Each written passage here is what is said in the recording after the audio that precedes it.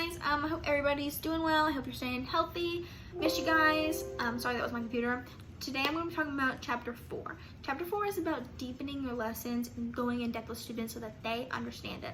Not only so that they understand it, so that they can apply it on their own, and they can do it on their own, and they can reason it back to you. That is a big thing with Chapter 4.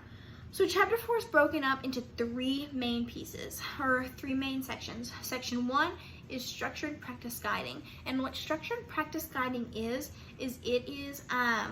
teaching them learning how to do it, and then them applying it, taking it out, and knowing it.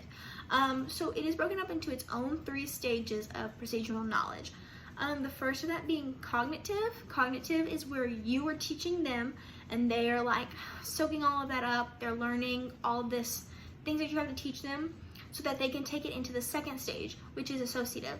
Associative is where the students are workshopping their strategy, figuring out what works for them, what doesn't, and then they're kind of going back and forth with it. And then that leads them into the third stage, which is autonomous, which is a very hard word to say. But this is where students are fine-tuning that strategy so that they understand it. And this is like when they get to this stage, you know that they understand it and that they can do it, and they can do it well. So strategies for this would be things like modeling, close monitoring, guided practices, worked examples. Close monitoring is the one that I've chosen to talk about later. I think it's really important for students of all ages, even though usually it's only meant for students that are younger. And then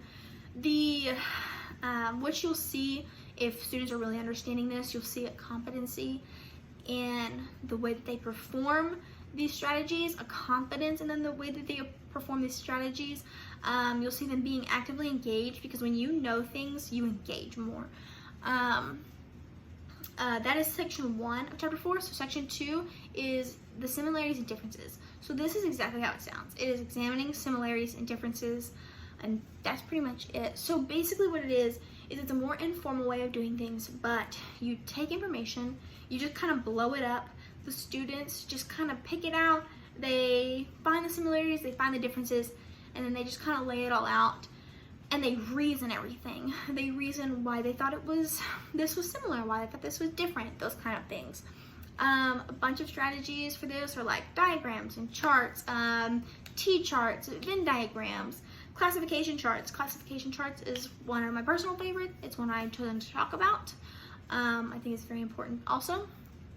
And to know that students are really learning this, you will see, like I said before, you'll see an understanding and reasoning from your students of why they chose the different similarities and why they chose these as their differences.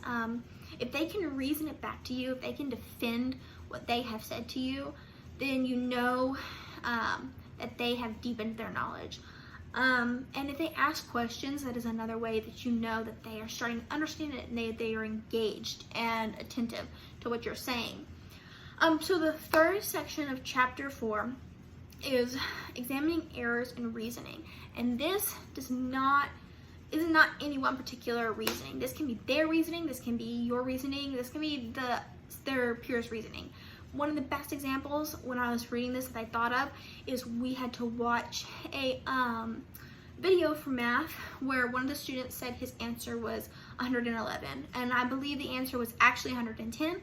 Well, when his peers were like, no, we think it's 110, here's why, he listened to that, he reasoned, and he was like, I think you're right, I'm changing my answer to 110. Both the students that argued with him and himself are good examples of this examining errors and reasoning, because he examined his own errors and they examined his, and they were very civil about it. They talked about it, and they were both like, in the end they came to the correct conclusion. Strategies for this is just being able to identify errors, being able to identify bad references, weak references, faulty logic, being able to identify misinformation, all those kinds of things.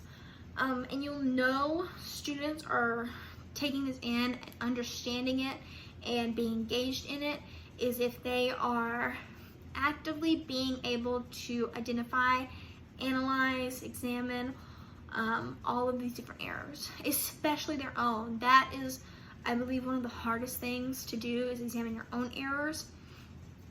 So when they are doing that, you know that they are really understanding what you're talking about. So for my two, I was in Livingston ISD at Pine Ridge Primary, and I was with the kindergarten class. And that's kind of the reasons I chose these two strategies. I chose close monitoring, like I said earlier, and close monitoring goes with the first section, which is practice sessions. Close monitoring is when you're kind of walking around the room, and you are there to immediately identify if something's not working out with the students. You're like, okay, you can see it and you can correct it. Or students have questions, you're right there, you can answer it. This is something you see a lot with younger grades, especially kindergarten. I saw it, I think, in every single classroom.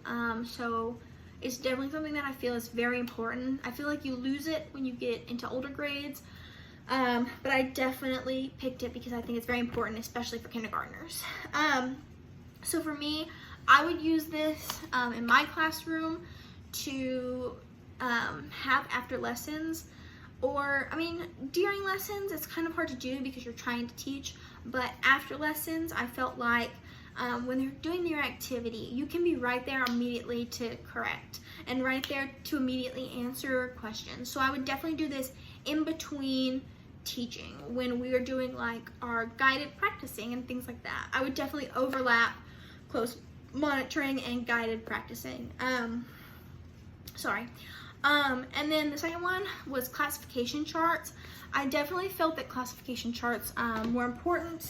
Sorry, I moved my notes. I don't know why I did that. I would use them in my classroom to break down knowledge.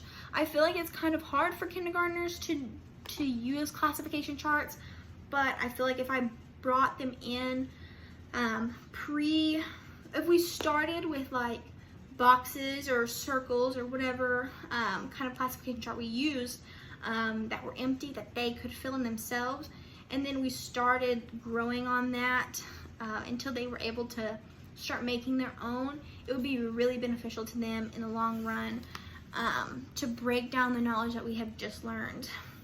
And I think I would definitely use it like after lessons to examine the lesson, break down the different structures of the lesson, the similarities and differences, because that's the part of chapter 4 that it was in, and have them thinking about it, using these classification charts to really get their knowledge honed in so that they are deepening, and then they're arguing with each other, and then they are reasoning, and all of those gears in their heads are turning as they're using these classification charts.